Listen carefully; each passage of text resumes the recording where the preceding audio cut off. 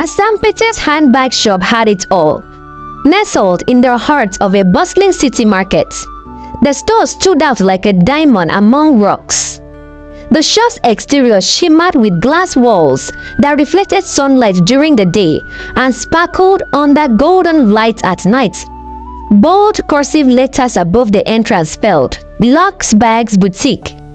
Inside, the air was perfumed with a rich, expensive fragrance that lingered long after customers had left. The floor was polished marble, gleaming like a mirror, while crystal chandeliers hung gracefully from the ceiling, casting an elegant glow over the store. Every shelf was lined with handbags that seemed to whisper luxury: Italian leather, rare crocodile skin, and even custom designs embossed with gold and silver. Each bag was placed on velvet cushions, as if they were treasures meant to be worshipped. In the center of the store, a glass display case showcased the most expensive pieces, some worth more than a house. Asanete herself was the crown jewel of her boutique. She was breathtaking, her beauty the kind that made strangers stop in their tracks. Her skin was smooth and flawless, the color of rich honey. Her hair was always perfectly styled. Her figure was curvaceous, and she knew how to dress to make every inch of her beauty shine. She walked with the grace of a queen, her high heels clicking on the marble floor as she greeted customers with a practiced smile. One day, while Asanete stood in the middle of a luxurious store, customers miled around, admiring her expensive handbags displayed on the shelves.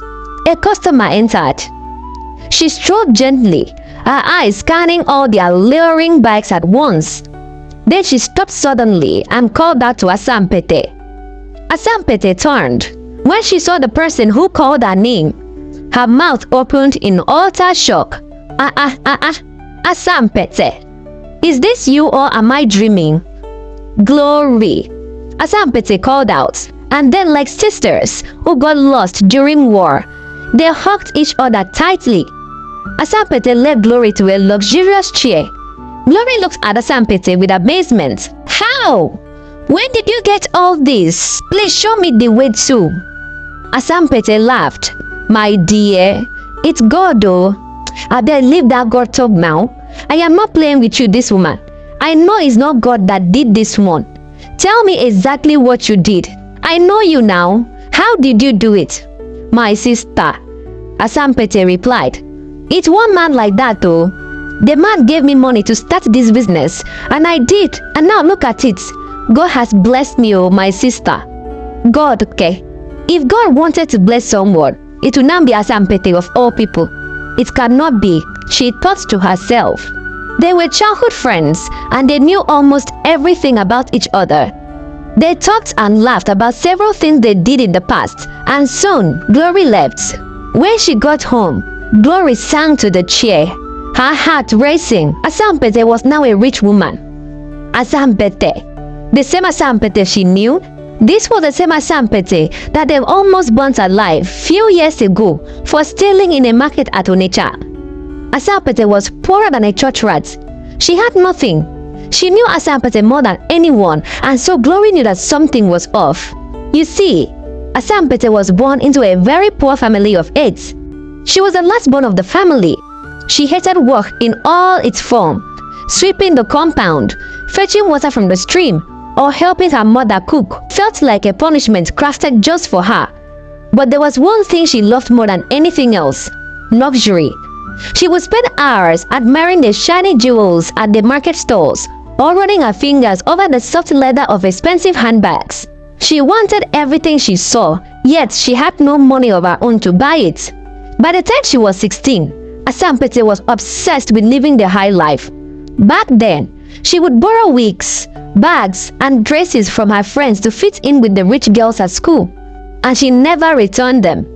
When borrowing didn't work anymore, she started stealing. Her victims would often forgive her, bewitched by her beauty and charm. But as she grew older, her appetite for luxury grew. She wanted more: expensive wigs, designer bags, and golden jewelries. She didn't care how she got them, as long as she got them. One evening, Asanete had invited Glory to the market. They walked around, pricing clothes, shoes and bags. Asanete bought just a few, but when they got home that day, Glory was shocked to see things Asanete didn't pay for. "How did you get all these things?" Glory asked, her jaw dropping in shock. "They play. You don't know that you have to be smart to get rich in this life," she sighed. Then she brought out a brand new phone. Glory's hand flew to her mouth. "Whose phone is this again?" "I just removed it from one man's bag like that," Asanete laughed. "Heh, see you. You are just a doing good girl. That is your problem." "Just the play," she said again. That evening, Asanete had disappeared. Search parties were organized. Police report was made, yet nothing. 2 days later, Asanete returned unharmed, but she looked a little bit off. Asanete had told Glory that the phone she stole had belonged to a herbalist. She felt this strange urge to go somewhere. So as if in a trance, she had transported herself to another village entirely that she hadn't been to before. And she made her way to the herbalist's hut. When she arrived, the man took his phone away from her and told her no one steals from him. She narrated that he even wanted to kill her, but she cried and pleaded and the man let her go. Glory had found Asanete's story a bit off. She looked like she was hiding something, but she never asked her what. 1 month later, Asanete had traveled out of the village and they lost contact ever since. But seeing her again now after just 3 years as the billionaire shocked Glory. "No," Glory said as she sat down on the bed heavily. "She can't be making this much wealth from just selling handbags now. I will find out where she is really getting her money from. I have always been the good girl, yet I have nothing. And she that is a thief always has everything. I must do something." You see, Glory was a good girl that wanted to live a straightforward life, believing that one day it would pay off, but it never did. She had watched her bad colleagues and friends prosper and thrive more than her. And now, the most shocking one of all was Asanete. Glory vowed to herself to get Asanete's secrets so she too can become rich. It was a Monday morning. Asanete sat in her office scrolling through her social media page when Glory entered. She walked through the store looking at the expensive bags. Then she saw a bag that caught her eye. It was a gold bag that screamed luxury, but it was very expensive. She wanted it, so she begged Asanete that she would be paying in installments. But to her surprise, Asanete gave her the bag as gifts. Glory and Asanete became very close again. They went to parties together, eat together, and Glory was always at Asanete's store. But deep down, she just wanted to know her real source of income. "So you mean it's just this bag shop that is giving you all this money, eh?" Glory asked Asanete one hot afternoon. I can't lie to you now. God just decided to bless me, my sister. What can I say?" That day, when Glory returned home, she broke down and screamed angrily. "So she doesn't want to tell me. I see, Asanete. So you don't want me to be rich to Abi? You want to be the only rich one so that you can boss me around and give me peanuts, right?" Glory laughed dryly. "Asanete, since you want me to remain poor, I will take everything you have. I promise you." While she laughed and played with Asanete in front of her, behind she hated her for not making her rich too. She was devising plans on how to steal Asanete's riches from her. After all, she was a thief and used to steal from others. One hot afternoon, Glory stood at the ATM to withdraw some money. After she withdrew the money, the balance of her money in her bank account was not adding up. 50,000 naira was missing from her account. "What is this?" she screamed. "I have not withdrawn any money before now." She quickly went to the bank to complain, but it showed that the money was withdrawn physically, so they couldn't place where it went to. Glory was stunned. She knew she did not withdraw any money, but with all the evidence, she decided to let go, concluding that hackers must have done it. But few days later, 70,000 naira cash went missing from the money she kept in her handbag to go pay her landlord for her rent. She searched everywhere for it, but she couldn't find it. First, it was the money in her accounts, now her cash. She was certain that this time it was not hackers that did it. She didn't have much and she was just managing the little she had, and now huge amounts of money was missing. She had to find out what was happening. 3 weeks later, Glory realized that 20,000 naira was missing in her account again. Her eyes widened with shock. Then she realized that there was a pattern. This happens whenever she uses or puts her money in the handbag Asanete had given to her. The handbag. She must have done something to it. She laughed in amazement. If this was true, then this was her chance to take everything from her. She wasn't sure, but she had to find a way to know for sure. So she dressed up and went to see Asanete. "So you are using your handbag to steal from people?"